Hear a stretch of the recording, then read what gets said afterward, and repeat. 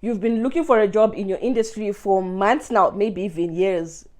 Just go the sales route. B2B sales is your ticket. I will instruct you and lead you in a way you should go. I will counsel you with my loving eye on you. Psalm 32 verse 8. Hi guys, my name is Ellen and welcome to my channel. If you're visiting or passing by, do not forget to subscribe if you're regular. Welcome back. For the 100th time, I'll try to be consistent. So guys, I thought second quarter of the year, let us start with our first video. Let's talk about sales jobs. Guys, I know a lot of you guys are afraid of sales. When you hear sales, you're thinking of those Avon ladies, door-to-door sales. You are seeing you going to pitch to an individual in the streets. That's not corporate sales.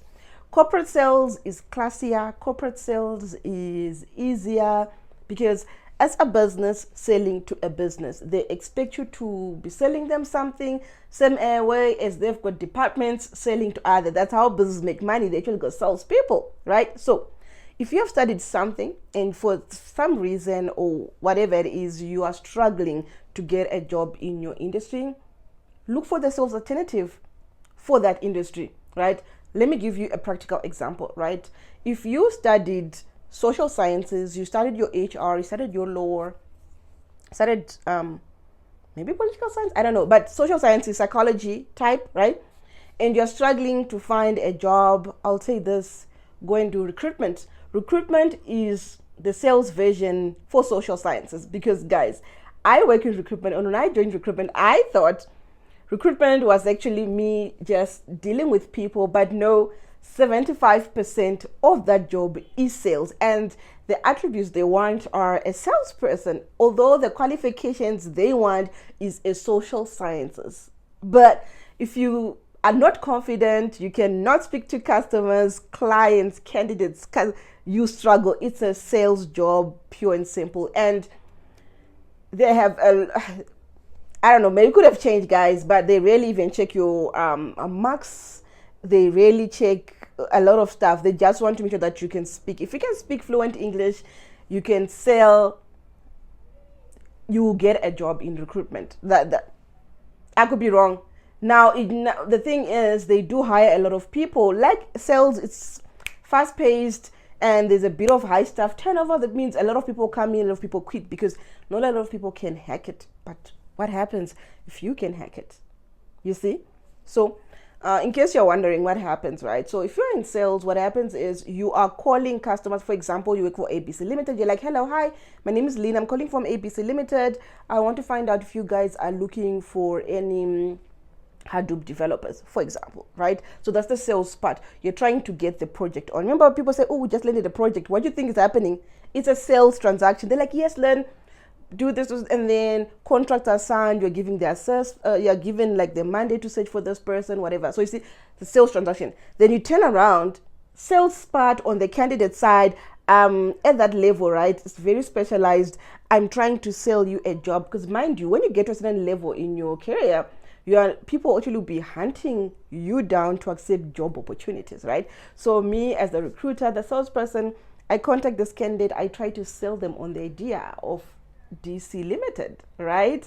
That's the sales part, and then these two marry each other, and then that's the sales deal for myself in an HR setting. So it pretty much is sales. Even if you are internal HR, there is a bit of sales that you do, like you find a candidate and you want them to be on board. You are selling them on the idea of your company.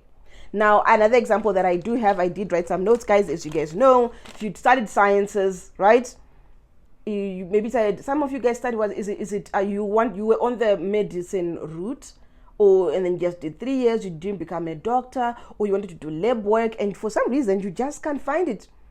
Do medical sales, right? There are big companies. I think you are your Huntleys. My mind is going blank. I should have written it down. You can just quickly write down, say, medical companies, pharmaceutical companies that sell equipment, medicine, liaise with doctors. All of those look for salespeople with a medical background. A medical background simply is just your qualification. Hey, that way, when you're speaking to clients, the thing is, you can speak the language, right? So, for example, if I was selling, I'm trying to think, ibuprofen. Is that how you pronounce them? Ibuprofen? I don't know, guys, right? So, if I did have a medical degree or background, whatever you want to call it, qualification, I'll be able to speak in the terms and know, like, hey, this is what it is. My mind, I don't know why I'm thinking of GLP-1s, because I've been Googling a lot about weight loss, right? For example, so if you are, let's say, a medical person, if you're someone with a background in medicine and you are trying to sell GLP-1s, you'll be able to explain what GLP-1s mean. Or when the doctor is saying, hey, no, we only want to prescribe Wegovy, whatever, instead of that other one that's so popular, you'll be able to understand what they mean and speak to the doctors, maybe not at the same level, but they don't really have to dumb it down as if I was their sales rep. You can always switch to the sales version within your industry.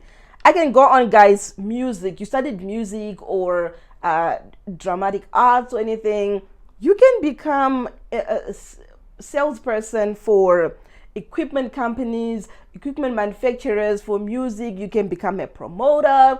Use what you learned at school to be in the sales game. Studied business management. A lot of people that actually are wanted for sales roles are people with BCom degrees. You've studied anything, guys, from BCom accounting, marketing, all of that. So now in a supply chain environment, the salespeople, what they'll be doing, guys, they'll be handling big accounts. There are some companies that maybe they use those huge haulage trucks for like 10 tons a day. Like it's a business generating like maybe, for example, 100,000 a day. They've got a salesperson that manages that relationship. So you are not selling to an individual. It's a business. So guys, I hope I've managed to clear that up and also maybe give you that vibe to like, let me try. Now let's talk about salary. How much do salespeople earn? A lot of these companies pay extremely well to their salespeople because of they are the reasons that they are the main driving force of bringing in the business, right? So even if the marketing team goes out and they do their marketing wonders, leads come in, it's up to the salespeople to close those leads and for the company to get a sale. So this is something I just thought you guys should know how it works. So as a salesperson, you work in conjunction with other people. Some departments come with leads and you have to close them. So you all work together and the salary is great. Most companies pay their salespeople extremely well, and there is the commission. So every company gives a different commission structure. They normally explain to you in the interview and see if it works for you, right? As you're starting off, I don't want to say just take anything, but I guess just take anything just to get the foot in the door, and you'll see how people navigate everything. Next thing that I want to talk about is roles in sales. So remember, guys, I was just saying sales. Sales is quite broad. There are different types, right? There are business development managers, there are key account managers, there are lead generators, there are CSM, customer success managers. I'm forgetting their sales executive, whatever. It's consultants. Each company calls each role different things. It just needs you to read the job description and say like, hey, am I doing more calls? Is it outbound, inbound? That means outbound, are you the one calling to look for business? Or it's inbound, you are just dealing with leads. So just read the job description. I'll say my favorite type of sales is key accounts, customer success. Those two, because those are farmer roles. I'm not an outgoing person, so being a hunter, which is your business developer, which is your sales exec, sales consultant, telesales type roles, where you are the one going out and starting the conversation with the customer. I'm not strong there. Like, that's not my thing. It's also good to know like your personality as you're going into the industry. Like, as someone who is also maybe an introvert, if you were to get a business developer role where you are a hunter, you would not be happy. And also if you're an outgoing person and you just get like a farmer role, which is your key accounts, customer success, you won't be happy because it's more slow paced. You're just making sure the customer is happy, getting repeat business, farming that business, that sort of thing.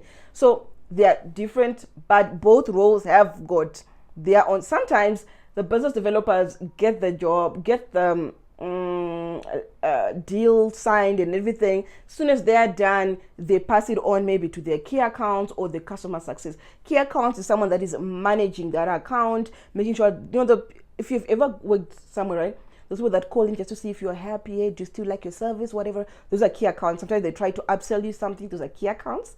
And then sometimes you've got companies now have customer success, where they've got like their big customers or their major, and they've got this one specific person that just caters to that client. So it's quite interesting. So I hope, guys, I've given you some sort of vibe to say, hey, maybe try sales. If you're looking for a job in sales, guys, please check the link in my bio here on YouTube. It will take you to every sales job that I post, and it's one of my favorite. I've worked in sales. My partner works in sales, and it's not bad. Remember, you are amazing. Don't let anyone tell you otherwise. Until next time.